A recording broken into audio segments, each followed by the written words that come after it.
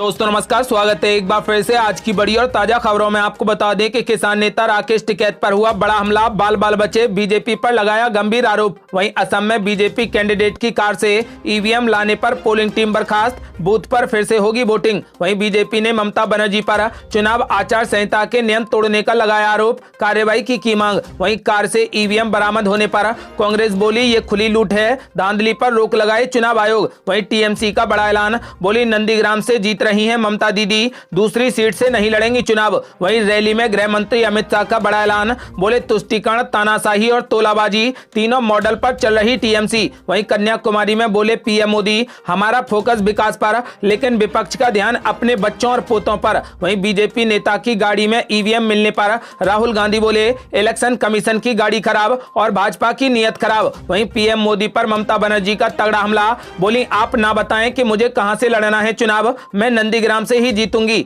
वहीं ममता बनर्जी ने मोदी विरोधी दलों का किया आह्वान, शिवसेना ने कहा कि एकजुट होने की शुरुआत कोलकाता से होनी चाहिए। वहीं रोड शो के दौरान अमित शाह का बड़ा ऐलान, बोले ममता दीदी हार चुकी हैं, भाजपा 200 से ज्यादा सीटें जीतेगी। और भी बड़ी खबरों को जानने के लिए वीडियो को लाइक कर दें, चैनल को सब्सक्राइब कर लें और घंटी बटन जरूर दबा दें। वहीं पहली बड़ी खबर, किसान नेता राकेश टिकैत पर हुआ बड़ा हमला, बाल बाल बचे, बीजेपी पर लगाया गंभीर आरोप। ये आपको बता दें कि किसान नेता राकेश टिकैत के काफिले पर कुछ लोगों ने हमला बोल दिया। जानकारी के मुताबिक हमले में राकेश टिकैत बाल बाल बच गए। हमला शुक्रवार को राजस्थान के अलवर में हुआ। बता दें कि केंद्र के कृषि कानूनों के विरोध में राकेश टिकैत देश के कई हिस्सों का दौरा कर रहे हैं। उन्होंने हमले का आरोप बीजेपी पर लगा दिया है। राकेश टिकैत ने कहा कि राजस्थान के अलवर जिले के ततारपुर चौराहा बानसूर रोड पर भाजपा के गुंडों द्वारा जानलेवा हमला किया गया। दरअसल कृषि कानूनों के विरोध में शुक्रवार को अलवर के हरसौली और बानसूर में आयोजित किसान रैली में हरसौली से बानसूर जाते समय राकेश टिकैत के काफिले पर ततारपुर चौराहे के पास सैकड़ों लोगों ने एक साथ हमला कर दिया, जिसके बाद राकेश टिकैत के समर्थक वहीं धरने पर बैठ गए और राकेश टिकैत बाल बाल बच गए। हमलावरों को जल्द से जल्द गिरफ्तार करने की मांग की गई है। स्थानीय प्रशासन ने मौके पर पहुंचकर मामले को शांत कराने की कोशिश की है। यदि आप भी चाहते हैं कि कृषि कानून हमेशा के लिए रद्द हों और आप भी किसान नेताओं का खुले दिल से समर्थन करते हैं तो इस वीडियो को लाइक कर अपनी राय हमें कमेंट बॉक्स में जरूर दें। अगली बड़ी खबर, बीजेपी ने ममता बनर्जी पर चुनाव आचार संहिता के नियम तोड़ने का लगाया आरोप, कार्रवाई की मांग। ये आपको बता दें कि बीजेपी ने पश्चिम बंगाल की मुख्यमंत्री ममता बनर्जी और राज्य की सत्तारूढ़ पार्टी तृणमूल कांग्रेस की शिकायत चुनाव आयोग से कर दी है। बीजेपी ने कहा कि तृणमूल कांग्रेस चुनाव आचार संहिता का उल्लंघन कर रही है और ममता बनर्जी चुनाव आयोग के नियमों को तोड़ रही हैं। लिहाजा बीजेपी ने कार्रवाई की मांग चुनाव आयोग से कर दी है। केंद्रीय मंत्री प्रकाश जावड़ेकर ने प्रेस कॉन्फ्रेंस कर कहा कि बीजेपी ने उदयनिधि स्टालिन पर भी उनके बयान को लेकर कार्रवाई की मांग की है। उन पर बीजेपी की दिवंगत नेता सुषमा स्वराज, अरुण जेटली पर आपत्तिजनक बयान देने का आरोप है। गौरतलब है कि Udhayanidhi Stalin DMK supremo MK Stalin के बेटे हैं। पश्चिम बंगाल के विधानसभा चुनाव में सत्तारूढ़ तृणमूल कांग्रेस को इस बार भारतीय जनता पार्टी की कड़ी चुनौती का सामना करना पड़ रहा है। राज्य में 2 चरण की वोटिंग हो चुकी है और राजनीतिक विश्लेषक की माने तो अब तक मुकाबला लगभग बराबरी का रहा है। आपका क्या मानना है? पश्चिम बंगाल में इस बार किसकी सरकार बनेगी? अपनी राय हमें वीडियो लाइक कर कमेंट बॉक्स में जरूर दें। अगली बड़ी खबर, असम में बीजेपी कैंडिडेट की कार से ईवीएम लाने पर पोलिंग टीम बर्खास्त, बूथ पर फिर से होगी वोटिंग। ये आपको बता दें कि असम विधानसभा चुनावों में ईवीएम मशीनों को लेकर बड़ा विवाद खड़ा हो गया है। चुनाव आयोग ने यहां की रतावरी सीट के एक पोलिंग स्टेशन पर फिर से वोटिंग कराने की घोषणा कर दी है। यहां की polling team Bharatiya Janata party के उम्मीदवार की कार से ईवीएम मशीन लेकर स्ट्रांग रूम पहुंची थी, जिसके बाद करीमगंज में हिंसा भड़क गई थी। रतावरी सीट इस जिले में ही आती है। टीम के सदस्यों को चुनाव आयोग ने बर्खास्त कर दिया है। सूत्रों ने ये जानकारी दी है, जिस कार में पोलिंग टीम के सदस्य ईवीएम मशीन लेकर पहुंचे थे वो कार बीजेपी उम्मीदवार की थी। इस घटना को लेकर अब विपक्षी पार्टियों ने सत्तारूढ़ बीजेपी पर बड़ा घपला करने का आरोप लगाया है। आपको बता दें कि घपला करने के आरोप पर अब चुनाव आयोग ने इस सीट पर दोबारा से मतदान कराने का फैसला किया है। अगली बड़ी खबर, बीजेपी नेता की कार से ईवीएम मशीन मिलने के बाद तगड़ा बवाल, कांग्रेस बोली ये खुली लूट है, धांधली पर रोक लगाए चुनाव आयोग। यहाँ आपको बता दें कि कार में ईवीएम मशीन मिलने का वीडियो सामने आने के बाद पत्थरकंडी इलाके में तनाव पैदा हो गया है। सोशल मीडिया पर लोग इलेक्शन कमीशन के ऊपर भी सवाल उठा रहे हैं। असम कांग्रेस के अध्यक्ष रिपुन बोरा ने ईवीएम मशीन मिलने की घटना पर चुनाव आयोग से तुरंत कार्रवाई की मांग की है। रिपुन बोरा ने कहा कि हम उम्मीद करते हैं कि चुनाव आयोग तत्काल कार्रवाई करेगा और बताएगा जाएगा कि ऐसा कैसे हो सकता है। ईवीएम की खुली लूट और धांधली पर तुरंत रोक नहीं लगी तो कांग्रेस चुनाव का पूर्णतः बहिष्कार कर देगी। आपको बता दें कि वहीं एआईयूडीएफ के अध्यक्ष और सांसद मौलाना बरुद्दीन अजमल ने कहा कि ध्रुवीकरण फेल हो गया, वोटों की खरीद फेल हो गई, प्रत्याशियों की खरीद भी फेल हो गई, जुमलेबाजी भी फेल हो गई, दोहरे मुख्यमंत्री फेल हो गए, नागरिकता कानून पर दोहरी बातें भी फेल हो गई। हार चुकी बीजेपी के पास अब एक ही रास्ता बचा है, वो है ईवीएम की चोरी। ये लोकतंत्र की हत्या है। आपको बता दें कि कांग्रेस ने चुनाव आयोग से कार्रवाई की मांग की है। साथ ही कहा है कि यदि चुनाव आयोग ने तत्काल इस पर कार्रवाई नहीं की तो कांग्रेस चुनाव का बहिष्कार कर देगी।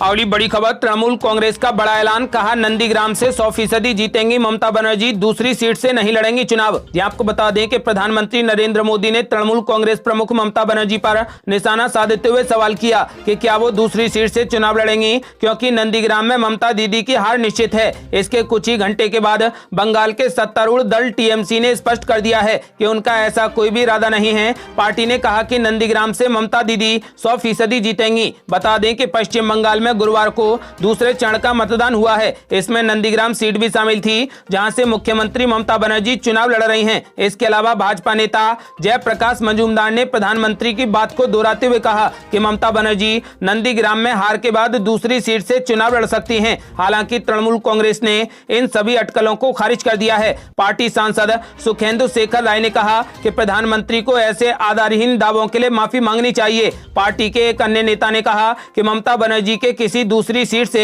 चुनाव लड़ने का कोई सवाल नहीं है, क्योंकि वो नंदीग्राम सीट पर आसानी से जीत हासिल करेंगी। यदि आप भी चाहते हैं कि ममता दीदी जीतें तो इस वीडियो को लाइक कर अपनी राय हमें कमेंट बॉक्स में जरूर दें।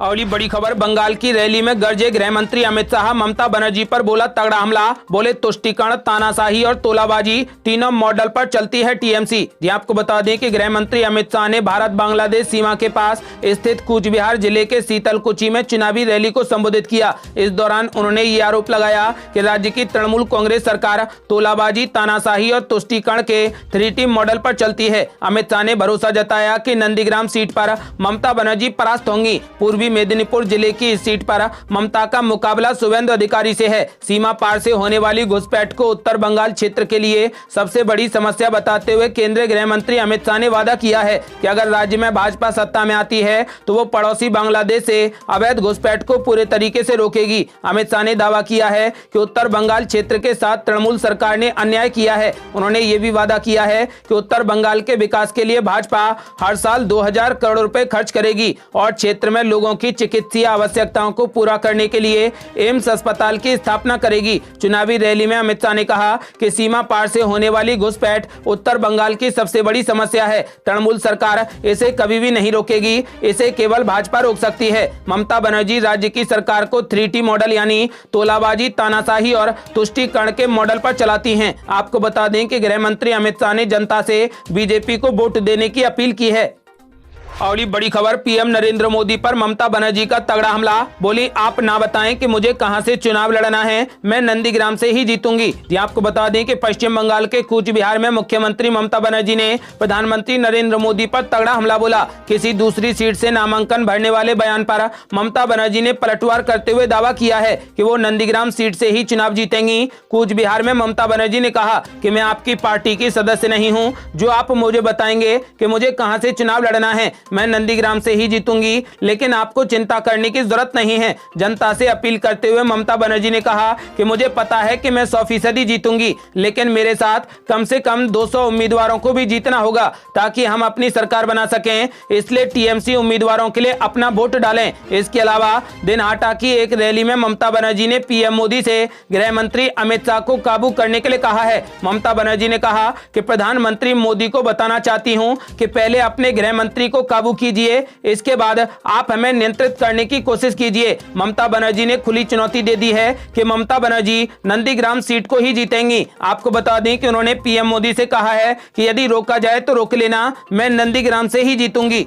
बड़ी खबर, बीजेपी नेता की गाड़ी में ईवीएम मशीन मिलने पर राहुल गांधी ने बीजेपी पर बोला तगड़ा हमला। बोले चुनाव आयोग की गाड़ी खराब और भाजपा की नीयत खराब। ये आपको बता दें कि कांग्रेस ने असम में भाजपा के एक विधायक के वाहन से कथित तौर पर इलेक्ट्रॉनिक वोटिंग मशीन यानी ईवीएम मशीन मिलने के बाद शुक्रवार को निर्वाचन आयोग को निशाने पर ले लिया। पार्टी के पूर्व अध्यक्ष राहुल गांधी और उनकी बहन प्रियंका गांधी वाड्रा ने भी बीजेपी और चुनाव आयोग पर सवाल उठा दिए हैं। राहुल गांधी ने कहा कि भाजपा की नीयत खराब है और लोकतंत्र की हालत खराब है। राहुल गांधी ने कहा कि चुनाव आयोग की गाड़ी खराब, भाजपा की नीयत खराब और लोकतंत्र की हालत खराब। वहीं पार्टी महासचिव प्रियंका गांधी वाड्रा ने भी एक खबर का हवाला देते हुए चुनाव आयोग पर निशाना साधा और कटाक्ष करते हुए सवाल पूछा है कि इस मामले में क्या पटकथा लिखी गई है। जब भी ईवीएम में कोई भी गड़बड़ी होती है तो बीजेपी की ही गाड़ी क्यों होती है। आपको बता दें कि इस मामले में राहुल गांधी और प्रियंका गांधी ने चुनाव आयोग से जवाब मांगा है। साथ ही कहा है कि यदि कड़ी कार्रवाई नहीं की गई तो फिर कांग्रेस चुनाव का बहिष्कार करेगी। और बड़ी खबर, ममता बनर्जी ने मोदी विरोधी सभी पार्टियों को एकजुट होने का किया आह्वान। शिवसेना ने कहा कि एकजुट होने की शुरुआत कोलकाता से होनी चाहिए। ये आपको बता दें कि तृणमूल कांग्रेस की सुप्रीमो ममता बनर्जी ने हाल ही में मोदी विरोधी सभी राजनीतिक दलों को चिट्ठी लिखकर एकजुट होने का आह्वान किया था। अब शिवसेना ने अपने मुखपत्र सामना के संपादकीय में कहा है कि एकजुट होने की शुरुआत कोलकाता से होनी चाहिए। सामना में कहा गया है कि प्रत्यक्ष रूप से पश्चिम बंगाल में तृणमूल कांग्रेस और सोनिया गांधी की कांग्रेस हाथ मिलाकर संघर्ष नहीं करती हैं। वे एक दूसरे के विरोध में खड़े हैं, इसलिए एकजुट होने के प्रयोग की शुरुआत कोलकाता से होना जरूरी है। पश्चिम बंगाल में बीजेपी के आक्रमण के बाद ममता बनर्जी को सभी एक साथ आए ऐसा महसूस होता है तो उस भावना का स्वागत करना चाहिए। शिवसेना ने आगे कहा कि सिर्फ तमिलनाडु में कांग्रेस ही नहीं बल्कि बीजेपी भी नहीं है, वहां खेल पूर्ण रूप से प्रादेशिक स्तर पर चलता है। उड़ीसा के नवीन पटनायक हमेशा बाढ़ पर ही रहते हैं। केजरीवाल चौटाला बिहार में, तेजस्वी यादव कर्नाटक में, देवगौड़ा का जनता दल अपना अपना खेल दिखाता रहता है। उत्तर प्रदेश में मायावती क्या करेंगी इसका भरोसा नहीं किया जा सकता, परंतु अखिलेश यादव की समाजवादी पार्टी इसी तरह से जमीन में पैर जमा कर बैठी है। आंध्र प्रदेश के जगमोहन चंद्रबाबू नायडू से ये निश्चित तौर पर किशोर हैं, ये कभी कहा नहीं जा सकता। विरोधियों में एकजुटता नहीं होने के कारण आज लोकतंत्र मिट्टी में मिल गया है। आपको बता दें कि सामना में लिखा गया है कि इसकी शुरुआत कोलकाता से होनी चाहिए क्योंकि तृणमूल कांग्रेस और सोनिया गांधी की कांग्रेस हाथ मिलाकर संघर्ष नहीं करती हैं। यदि ये दोनों पार्टियां एक दूसरे से हाथ मिला लेती हैं तो निश्चित तौर पर सभी पार्टियां एकजुट हो जाएंगी। और बड़ी खबर, राहुल गांधी ने बीजेपी पर बोला तगड़ा हमला। बोले चुनावी हार की आशंका पर विपक्ष पर छापे डलवाना बीजेपी का बड़ा हथकंडा। आपको बता दें कि कांग्रेस नेता राहुल गांधी ने तमिलनाडु में डीएमके प्रमुख एमके स्टालिन के दामाद के ठिकानों पर आयकर विभाग के छापे के मामले में बीजेपी नीति केंद्र सरकार पर जमकर हमला बोला। कांग्रेस और वामदल सहित अन्य विपक्षी पार्टियां भी आरोप लगा रही हैं कि केंद्रीय एजेंसियां बीजेपी की विरोधी पार्टियों के नेताओं को टारगेट करके परोक्ष रूप से लोकतांत्रिक प्रक्रिया में दखलंदाजी कर रही हैं और ऐसे समय में दखलंदाजी कर रही हैं जब 4 राज्यों और एक केंद्र शासित क्षेत्र में चुनाव चल रहे हैं। उन्होंने आयकर अधिकारियों के छापे के टाइमिंग को लेकर भी सवाल खड़े कर दिए हैं। कांग्रेस के पूर्व अध्यक्ष राहुल गांधी ने कहा कि जब चुनावी हार की आशंका होती है तो बीजेपी का तंत्र विपक्ष पर छापे डलवाने के हथकंडे अपनाने लगता है। बड़ी खबर, कन्याकुमारी में गरजे पीएम मोदी। बोले हमारा फोकस विकास पर लेकिन विपक्ष का ध्यान अपने बच्चों और पोतों पर। यह आपको बता दें कि विधानसभा चुनाव के तीसरे चरण में 6 अप्रैल को 5 राज्यों में वोटिंग होने जा रही है। इसको लेकर राजनीतिक दलों की तरफ से धुआंधार कैंपेन कर लगातार विरोधियों पर हमले बोले जा रहे हैं। प्रधानमंत्री नरेंद्र मोदी ने शुक्रवार को कन्याकुमारी में एक रैली के दौरान विपक्ष पर वंशवाद की राजनीति का आरोप लगाया। उन्होंने कहा कि आज राष्ट्र का मूड भाई भतीजावाद के बिल्कुल खिलाफ है। पीएम मोदी ने कहा कि एक तरफ जहां हमारा लक्ष्य विकास है तो वहीं विपक्ष ने खुद को वंशवाद के क्लब तक सीमित कर लिया है। वे सभी अपने बच्चों और पोतों के लिए पोजीशन को सुरक्षित कर लेना चाहते हैं, उन्हें आपके बेटों और बेटियों की कोई भी चिंता नहीं है। इधर पीएम मोदी ने सभी मछुआरों को उनकी सुरक्षा को लेकर आश्वस्त किया है। पीएम मोदी ने कहा कि मैं मछुआरों को यह भरोसा दिलाना चाहता हूं कि एनडीए की प्राथमिकता में उनकी सुरक्षा है। कुछ दिन पहले भी हमने मछुआरों की श्रीलंका से रिहाई सुनिश्चित कराई है, जिनमें 40 मछुआरों के साथ 4 नावें तमिलनाडु से थीं। पीएम नरेंद्र मोदी ने कहा कि कांग्रेस ने कई बार अनुच्छेद 356 लगाए। कांग्रेस की तरफ से डीएमके और एआईडीएमके दोनों ही सरकार को बर्खास्त किया गया। पीएम मोदी ने कहा कि कांग्रेस किसी भी सहयोगी के साथ रहने के बावजूद वे स्थानीय संवेदनशीलता को नहीं समझती है। पीएम मोदी ने कहा कि भाजपा विकास के लिए आश्वस्त है, लेकिन विपक्षी दल अपने बच्चों और पोतों को सेट करने में लगा है। आपको बता दें कि पीएम नरेंद्र मोदी ने बीजेपी को वोट देने की अपील की है। अगली बड़ी खबर, किसान आंदोलन के चलते हरियाणा में तगड़ा बवाल। मनोहर लाल खट्टर की बिना पतवार वाली नाव में जोखिम उठा रहे दुष्यंत चौटाला। आपको बता दें कि किसान आंदोलन को लेकर हरियाणा में बड़ी विचित्र स्थिति बन गई है। कुछ दिन पहले करनाल में किसानों के विरोध के चलते मुख्यमंत्री मनोहर लाल खट्टर का हेलीकॉप्टर नहीं उतर पाया था। उन्हें अपनी किसान महापंचायत रद्द करनी पड़ी थी। वहीं गुरुवार को उप मुख्यमंत्री दुष्यंत चौटाला के सामने भी वैसी ही स्थिति बन गई। किसानों को जैसे ही ये भनक लगी कि उप मुख्यमंत्री हिसार एयरपोर्ट पर आ रहे हैं, तो वहां भारी संख्या में किसान एकत्रित हो गए। नतीजा, चौटाला को कई घंटे बाद किसी दूसरे रास्ते से बाहर निकालना पड़ा। उसके बाद भी किसानों ने उनका पीछा नहीं छोड़ा। हैरानी की बात है कि सरकार को उनकी सुरक्षा के लिए 12 ड्यूटी मजिस्ट्रेट नियुक्त करने पड़े। हजारों की संख्या में पुलिसकर्मी तैनात रहे। संयुक्त किसान मोर्चा के जिलाध्यक्ष शमशेर सिंह लाडवा ने कहा कि खट्टर की नाव तो बिना पतवार वाली है, पता नहीं वो कहां से संचालित होती है और कब तक सुरक्षित है। उन्होंने तो डूबने की चिंता भी नहीं है। समझ में ये नहीं आ रहा कि दुष्यंत चौटाला डूबने का जोखिम आखिर क्यों उठा रहे हैं। उन्हें किसानों का विरोध झेलना पड़ेगा। शमशेर सिंह लाडवा ने कहा कि संयुक्त किसान मोर्चा हर जगह पर भाजपा और जजपा के विधायकों का घेराव करेगा। प्रदेश के किसानों को इस बात की जानकारी नहीं थी कि चुनाव जीतने के बाद दुष्यंत चौटाला खट्टर के साथ चले जाएंगे। अगर वे पहले ये घोषणा कर देते तो उन्हें प्रदेश में एक भी सीट नहीं मिलती। आज किसानों पर अत्याचार हो रहा है, मगर चौटाला उनके पक्ष में एक शब्द तक नहीं बोलते हैं।